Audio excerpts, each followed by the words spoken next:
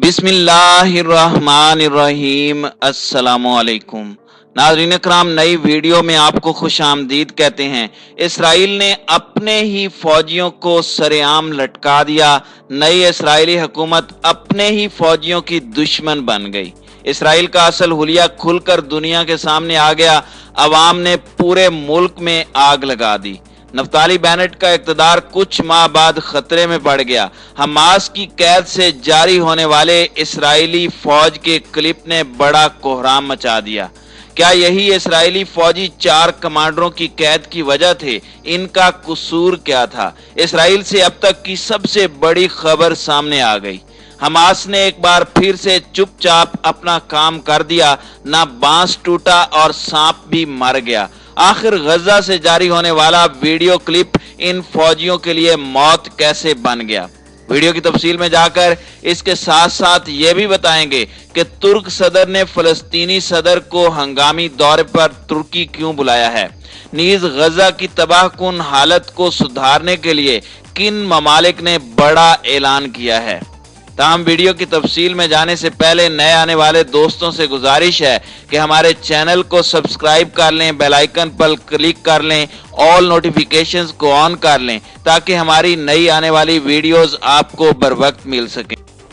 नाज़रीन इकराम, ये बात है गुज़श्ता रोज शाम की, जब एक बैनुल अक़वामी नशरियाती इदारे चैनल 12 ने एक ऐसा इंकशाफ किया जिसकी इब्तदाई रिपोर्ट सुनकर किसी को इस कदर बड़ी खबर पर यकीन न हुआ।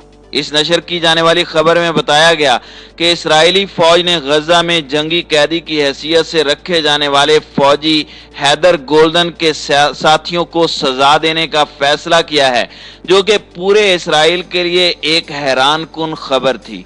अमूमी तौर पर अगर किसी भी मुल्क का कोई फौजी जंग के दौरान दुश्मन की कैद में चला जाए तो उसके बच जाने वाले साथियों को एक अलग मकाम दिया जाता है, लेकिन इसराइल में ऐसी हैरान कुन पेशरफ्त सामने आने के बाद मुल्क में गहमा गहमी का आलम है और हुकूमत को भी मुश्किलात का सामना है। खबर का इब्तदाई हिस्सा सुनते ही ज़हन में पहला सवाल बगावत का आता है, लेकिन क्या इन्होंने ऐसा ही किया? और हमास की कैद में मौजूद इसराइली फौजी कौन है? खबर की तफसील में जाएं तो सब कुछ रोशन बाब की तरह खुलता चला जाता है, जिससे इसराइल की नाकाम तरीन पॉलिसी भी खुलकर सामने आ जाती है। इसराइल अंदर से इस कदर खोखला मुल्क है, ये सुनकर आप भी हैरान रह जाएंगे। नाज़रीन इकराम, 90 लाख का यह मुल्क अपनी नाकामी छुपाने के लिए किसी को भी सूली लटकाने से गुरेज नहीं करता। खबर यह है कि हमास की कैद में जाने वाले 4 इसराइली फौजियों के उन साथियों ने मीडिया पर इसराइली हुकूमत को तंज का निशाना बनाया और कहा कि हुकूमत गोल्डन को बाजियाब करवाने में नाकाम रही। चैनल 12 के मुताबिक ये फौजी भी उस जंग में मज़कूरा बटालियन का हिस्सा थे, जिसमें उनका ये फौजी भी शामिल था जो कि इस वक्त हमास की कैद में है। नशरियाती इदारे ने इस हवाले से मजीद तफसीलात जारी करते हुए कहा कि इन एहलकारों के खिलाफ हुकूमत पर तनकीद करने की वजह से सख्त तरीन फर्द जुर्म आयद कर दी गई है, जिसके बाद इनको सख्त तरीन सजा देने का फैसला किया गया है।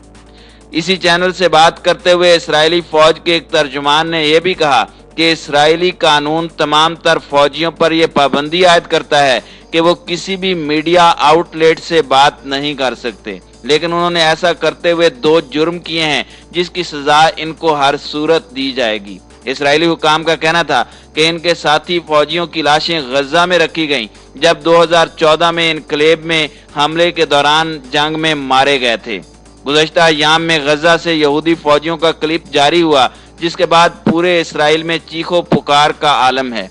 हमास ने खामोशी से यहूदी ईवानों पर लर्जा तारी कर दिया। नाज़रीन इकराम, ये बात तब की है जब हमास मुजाहिदीन की जानिब से गजा में किए गए इसराइली फौजियों की ऑडियो क्लिप जारी की जाती है, जिसके साथियों को भी इसराइल में सजा देने का ऐलान किया गया है। इस ऑडियो क्लिप में इसराइली फौजी कमांडर कुछ ऐसी बातें करता है जिसने नई इसराइली हुकूमत को भी हिला कर रख दिया, और जैसे ही इसके साथियों ने इस पर आवाज उठाने का फैसला किया है, उनको भी सख्त मुश्किलात का सामना करना पड़ा।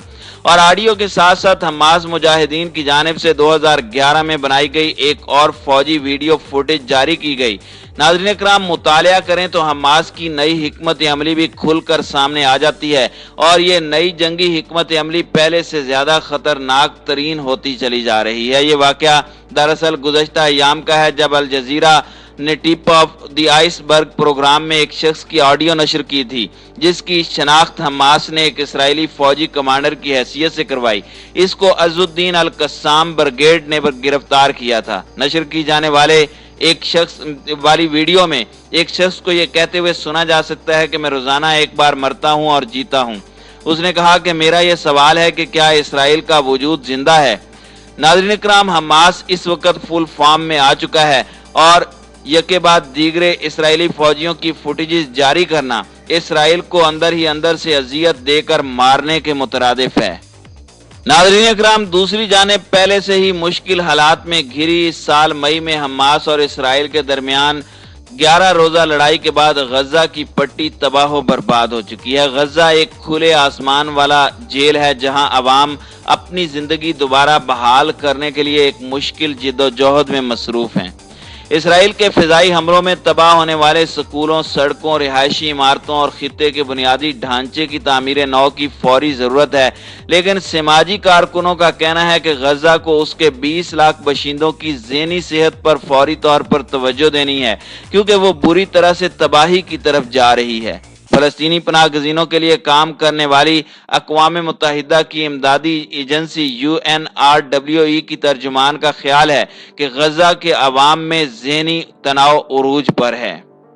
नाज़रीन इकराम, इन हमलों में जहां फलस्तीन में 250 के करीब शहरी शहीद हुए, वहीं हमास के मिसाइल हमलों में 12 इसराइली शहरी भी मारे गए।